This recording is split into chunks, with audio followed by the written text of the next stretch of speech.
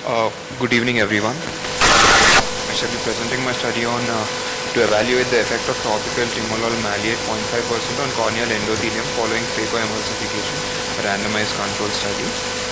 Cataract surgery with phacoemulsification is associated with 5 to 20% of loss of endothelium at 1 to 3 months after cataract surgery.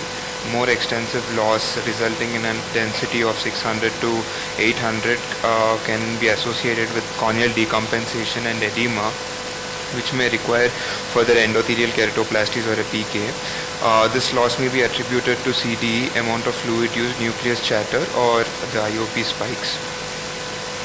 Aim of our study was to determine the effect of the timolol maleate on corneal endothelium on CCT and the endothelial count following phacoemulsification. Our aim was to determine whether the antioxidative and anti-apoptotic properties and the IOP lowering action to prevent the post-operative IOP spikes had any role in protecting the corneal endothelium after phacoemulsification. Our inclusion criteria was age 40 to 90, LOX grading of less than or equal to NO4 NC4, preoperative endothelial count greater than 1800, in the bag implantation of IOL, CDE less than 40, intraoperative fluid use less than 500 ml, and patients undergone phacoemulsification by one of 3 surgeons. Exclusion was dystrophies, any obesities, glaucoma, posterior segment lesions, additional instrumentation, bronchial asthma, and cardiac abnormalities. We had recruited immediate post-operative patients on whom phacoemulsification was done using stop-and-shop method, and after taking a written consent from the patients, they were divided into 2 groups after picking up chits. The first group had received timolol twice a day for 1.5 months in addition to routine medication, which consisted of a tapering dose of antibiotic and a steroid. And first, second, third follow-up till the 6th week, the specular microscopy was done along with the routine clinical evaluation.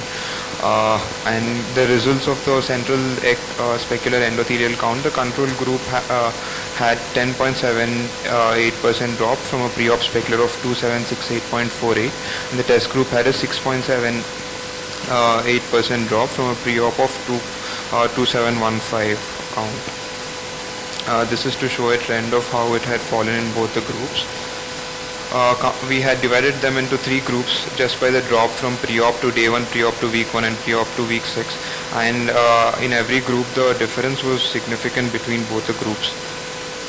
And comparing CCT at a different point between both the groups, the control group had a 5.72% increase on day 1, and after that it decreased, whereas in the test it increased by 4.58% on day 1, followed by further decrease, but no significant difference between both the groups. This is to show a trend of how it had varied in both the groups. Coming to sub-analysis, no significant difference in coefficient of variance. Mean CDE use was 7.5. We had divided the groups again into less than 7.5 and greater than 7.5. There was no difference. And irrigation fluid use was 99 cc, the mean, and we had again divided them into less than 99 versus greater than 99. No difference was seen, and no difference between diabetics and non-diabetics. And there was no difference between the visual acuities of both the groups. The IOP in the test group had lowered by 18.6%, and then the test group had lowered by 5.35% from the pre-op to the post 6th week point of measurement of applanation. Limitations of our study was short follow-up, and IOP was measured only at 6th. It was observed in our study that there was significant lower drop in the endothelial count when timolol was used in addition to the routine medications. This may be due to the antioxidant effect or can be due to the reduced mechanical pressure. This is crucial for patients who have a borderline reserve of the endothelial cells. Thank you. So basically, why you just wanted to do a study, or routinely are you giving for all phacoemulsification timolol? No, ma'am. We said based on 2 studies. I think by Isotti et al. It had come in the eye. They had told that there was antioxidant effect of timolol on the endothelium, which was neutralizing the oxidative effect of other medications also.